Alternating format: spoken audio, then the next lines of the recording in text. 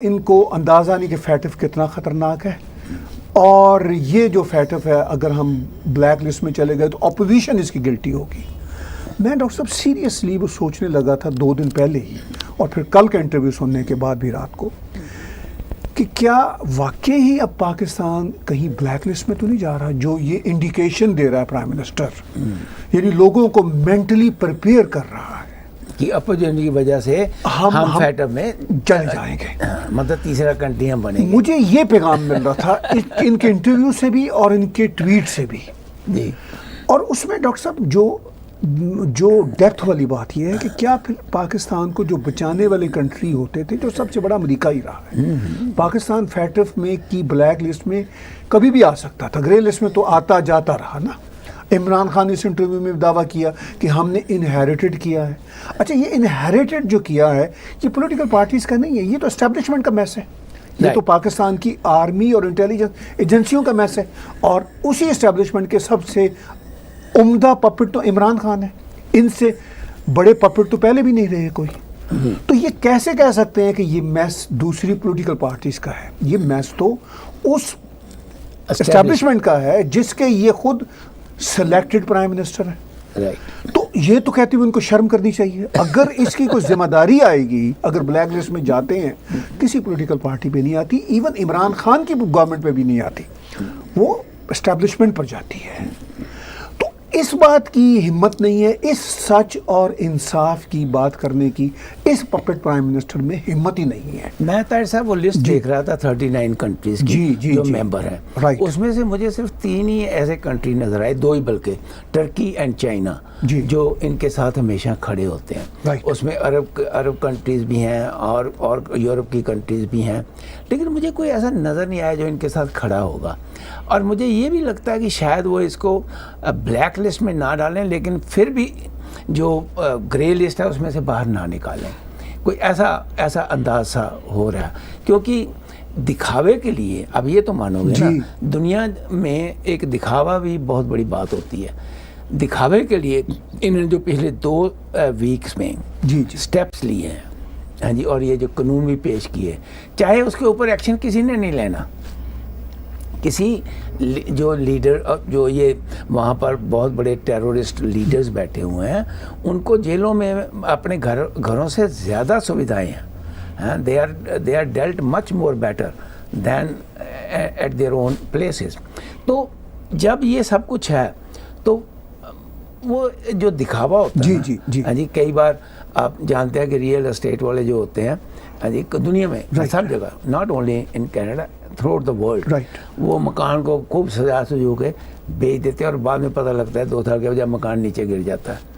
تو ایسے ہی میں سمجھتا ہوں کہ یہ کچھ، آپ کو ایسا نہیں لگتا، ہمارے نا پنجابی میں کہتا ہے لپا چوپ، جی بالکل ٹھیک، بالکل ٹھیک، وہ ڈاکٹر صاحب دیکھیں، بات بڑی سادہ ہے کہ دکھاوے کے لیے یہ کام بڑے لمبے سمے سے کر رہے ہیں، اس بار نہیں صرف ہو رہے ہیں، کئی بار حافظ سعید کو پکڑا چھوڑا، وہ اندر وی آئی پی ٹریٹمنٹ میں جیلوں میں رہتے ہیں، وہ جب باہر نکلتے ہیں تو لیموزینوں میں جا رہے ہوتے ہیں، پھول دنیا ان پر نشاور کر رہی ہوتی ہے، لڈو کھا رہے ہوتے ہیں، تو اس طرح کی سچویشن ہے ان سب ٹیررسٹ کی۔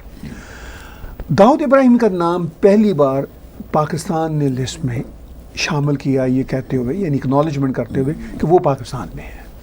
یہ امیجیٹلی جی اس کو ڈینائی بھی کر دیا کہ وہ پاکستان، اور ساتھ یہ ہوا وہ ساری کی ساری جو صورتحال ہے پاکستان، میں یہ سمجھتا ہوں کہ یہ جو پارلیمنٹ سے بل پاس کروانا چاہتے تھے، یہ بھی ایک آئی واش تھا، چونکہ ان کی ایک ریکوائرمنٹ تھی فیٹف والوں کی کہ بھئی آپ کی پارلیمنٹ بھی کہے، وہی میں کہہ رہا ہوں۔ اچھا، لیکن وہ بھی مجھے یہ لگتا ہے، جو میں پہلے بات کر رہا تھا، کہ جو یہ بار بار اب بلیک لسٹ کی بات پرائم منسٹر کر رہے ہیں، یہ لوگوں کو مینٹلی تیار شاید کر رہے ہیں۔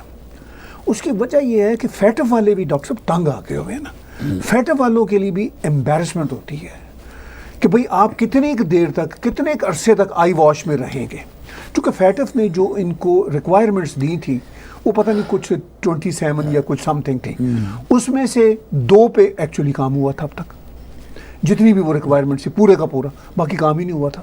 تو ان کے لیے بھی مشکل ہوتا. دوسرا فیٹف کے لیے ایک اور مشکل ہے، پہلے تو امریکن ان کو بیہائنڈ دا ڈور کہہ دیتے تھے طریقے سے کہ جی ہمیں وار آن ٹیرر میں ہمیں ان کی ضرورت ہے.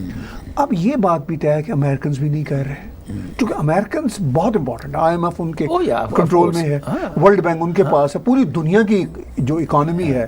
چونکہ ان کو فیٹف کی گرے لسٹ یا بلیک لسٹ سے کیوں خطرہ ہے؟ پیسے نہیں ملتے نا جو انٹرنیشنل فائنینشیل، ورنہ دے وڈنٹ کیئر. وہ کہیں جی ٹھیک ہے آپ ہمیں بلیک کیا ہے، آپ اس سے بھی ڈبل بلیک کر دو، ہو کیئرز، ٹھیک ہے. لیکن وہ چونکہ یہ ان کی وہ پابندیوں سے یہ مسئلے ہیں.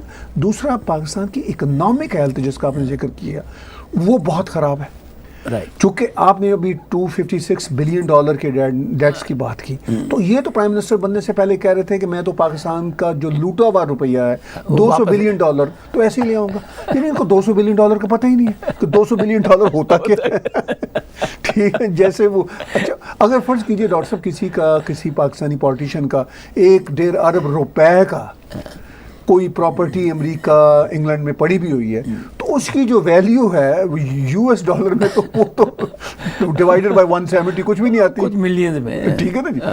تو ان کو یہ $200 بلین تو پاکستان جیسے کنٹری کے لیے بہت بڑی رقم ہے. تو ڈاکٹر صاحب یہ جو اب تک کا کھیل پاکستان کا چل رہا تھا امریکنز کی وجہ سے چل رہا تھا اور مڈل ایسٹ کی قوتوں کی وجہ سے، سعودی عرب، UAE، قطر، ان کی وجہ اب یہ سارے دروازے بند ہو گئے ہیں. چین کا آپ نے ذکر کیا، چین کا جتنا ڈیٹ ہے وہ میں دعوے سے کہتا ہوں آج چین کا فرض کیجئے، مجھے نہیں پتا ایگزیکٹ ڈیٹ نمبر کیا ہے، فرض کیجئے وہ $100 بلین ہے فار انسٹنس. نہیں ویسے ایگزیکٹ 55 بلین ہے جی، لیکن جو باقی انویسٹ ابھی ہونا ہے جی وہ 100 کو بھی پار کر جائے گا. وہ میں یہ دعوے سے کہتا ہوں 55 بلین جو ہے وہ انٹرسٹ ملا کے $100 تو وہی ہو جاتا ہے. $100 بلین تو وہی ہو جاتا ہے. ٹھیک ہے، چونکہ چین کا تو کمپاؤنڈ انٹرسٹ ہے، اتنا خوفناک انٹرسٹ ہے. امریکنز نے جو پیسے دیے، امریکنز نے تو خیرات میں دے دیے نا. رائٹ. جو کہ صدر ٹرمپ نے کہا تھا 2-3 سال پہلے ٹویٹ میں کہ ہم نے وہ جسے کہتے ہیں پنجابی میں ٹٹھے کھوج پیسے پائے جو $33 billion and what ever on top of that cash دیا. چونکہ وہ امریکنز کے لیے تو وہ پیسہ فرینکلی بہت بڑا پیسہ نہیں ہوتا. بٹ اسٹل ٹھیک ہے نا. نہیں میرا مطلب چونکہ پیسہ $2 بلین کر کے دیا، لیکن یہ امریکن کی دریا دلی ہے، میں یہ کہنا چاہتا ہوں.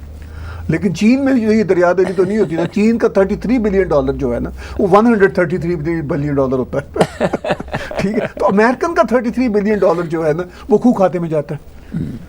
تو وہ ٹھیک ہے ان کی اپنی اسٹوپڈ پالیسیز ہیں جو بھی امریکنس کی ہیں. لیکن اب جو ہے عمران خان بہت ہی چیلنجڈ ہیں. جو سچویشن ہے فیٹف کے حوالے سے، جو پاکستان کی اکنامک سچویشن اس حوالے سے، اور اپنے وہ جو ہوتا ہے ان کی نائیوٹی یا ان کی ایک کنفیوز یا ان کا ایک آئی واش کرنے کا جو ایٹیچیوڈ ہے عمران خان کا، وہ پھر یہ ہوتا ہے کہ ساری ذمہ داری وہ ڈال دیں اپوزیشن پہ. اچھا ایک اور بات، عمران خان نے کل کے انٹرویو میں ہی بار بار کہا جی کہ وہ اپوزیشن کنٹینر پہ چڑھ جاتی ہے. حالانکہ اپوزیشن پریکٹیکل کنٹینر پہ ابھی تک چڑھی نہیں ہے، یہ خود کنٹینر کا پرائم منسٹر ہے. اس کی اپوزیشن ہی ساری کنٹینر کی رہی. تو مجھے حیرت ہوتی ہے کہ اس شخص کو شرم نہیں آتی کہ جو حرکتیں اس نے ساری زندگی کی، اور اپوزیشن جو ایگزیکٹلی کر بھی نہیں پا رہی جو اس نے کیا، اور ان کو یہ وہی الزام دے رہا ہے. ایک طاہر صاحب ایک بات بہت انٹرسٹنگ ہے اس میں سے کہ اب سینٹ اور جو پارلیمنٹ ہے یہ مل کے، ویسے تو میں ٹوٹل جو ہوتی ہے اس کو پارلیمنٹ کہتے ہیں، لیکن سینٹ اینڈ ہاؤس آف مطلب جو ایم پیز کا دونوں جو لوور اپر ہاؤس پارلیمنٹ مل کے پارلیمنٹ بنتی ہے. اب ان کی میٹنگ ہونے جا رہی ہے اگلے ویک. رائٹ.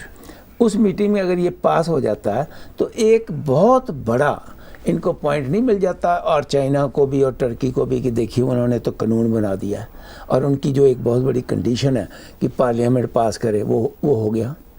ڈاکٹر صاحب ہو سکتا ہے پارلیمنٹ اگر پاس کر دیتی ہے تو ان کو گرے لسٹ میں رہنے دیا جائے. مجھے اس بات کا کم امکان نظر آتا ہے کہ یہ گرے لسٹ سے باہر نکلیں گے، چونکہ وہ ان کی جو کمپلائنٹس تھے انہوں نے ابھی تک تو اس کا شاید 15% بھی نہیں پورا کیا جو ان کی ریکوائرمنٹ ہے.